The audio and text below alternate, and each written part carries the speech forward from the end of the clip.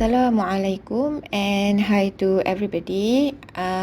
For this video, I'm going to share some tips for individual presentation. Speaking for Muet, part 1.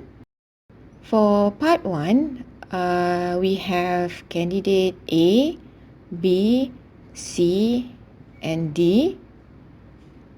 Each candidate will have different tasks. For that reason, let's take a look at a sample question. Living in a hostel has its advantages. Suggest some of these advantages. So candidate A, you have to give a presentation to your class. Talk about making new friends. Candidate B, talk about living in a safe place. Okay. Moving on to candidate C, talk about enjoying hostel activities. And lastly, candidate D, you have to talk about learning life skills. Okay, as you can see here, we have 4 candidates. Living in a hostel has its advantages. And then candidate A, you have to suggest making new friends. Candidate B, living in a safe place. Candidate C, enjoying hostel activities. And lastly, candidate D, learning life skills. So your answer or your response must revolve around your main idea. Okay, based on your main idea, you are supposed to provide examples, explain slightly, and give elaboration accordingly. You have to agree on the given task or main idea. You cannot disagree with the given main idea. Okay, next. If you take a look in front of you, I choose candidate D, learning life skills. So before you do your brainstorm session, you can ask yourself questions by using WH questions.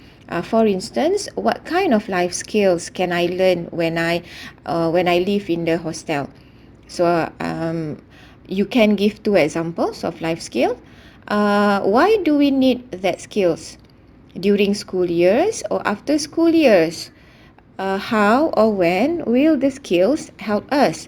Is it during unexpected time, emergencies, or necessary to have it?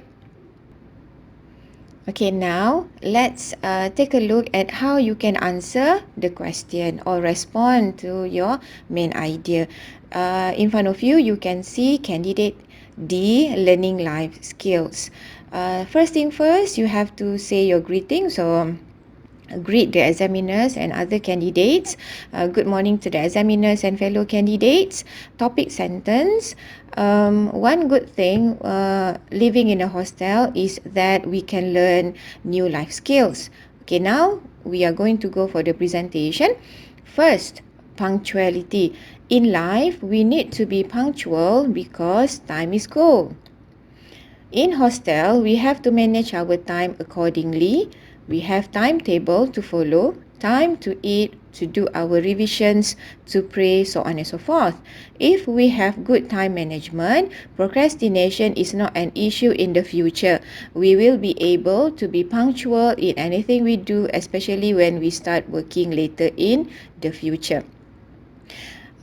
Okay, let me explain for this part. Candidate D is talking about learning life skills. The first supporting detail would be punctuality. And then the example given here, timetable to follow, time to eat, revisions, and to pray. I put it a little bit elaboration. If we have good time management, we are not going to have procrastination issues in the future. And I add on a little bit only. If we start working, we are going to have good time management. Okay, let's continue. Moving on to my second point. the ability to handle stress in life. I think this is crucial because living far away from our parents might be troublesome for us. We might feel stressful due to issues involving studies or even with friends. If we cannot deal with stress, we will be unhappy throughout our years in the hostel. Let me explain about this one.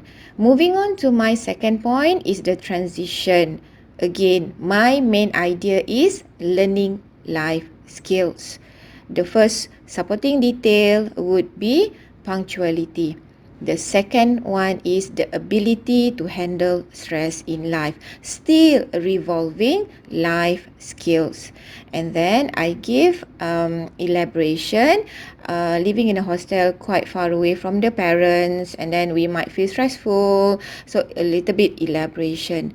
And then we have to learn dealing with stress so that we are going to be able to study well.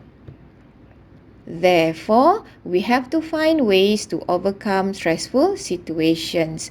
We could find new hobbies or talk to adults about problems that we have. Effective communication is also a good life skills to be learned in this situation. In future, if we are dealing with stressful situations, we will be able to find ways to cope with it. This one is actually additional to the ability to handle stress in life. And then we could suggest things that still related to life skills. Effective communication is another example to handle stress in life. So before we end our presentation, we have to have a quite short closure as we have to repeat the topic sentence. To conclude, living in a hostel enables us to learn different life skills for future use. And then you can end your presentation with that said, thank you. For your information, examiners are not going to count how many points you have stated. On the other hand, they are looking forward to your development of idea. That's why whatever main idea given to you, you have to explain, elaborate, expand a little bit and give examples to show the development of the idea. And lastly, make sure your sentences are complete and meaningful. Do not hesitate or pause for too long because your marks are going to be jeopardized if you cannot proceed with the idea.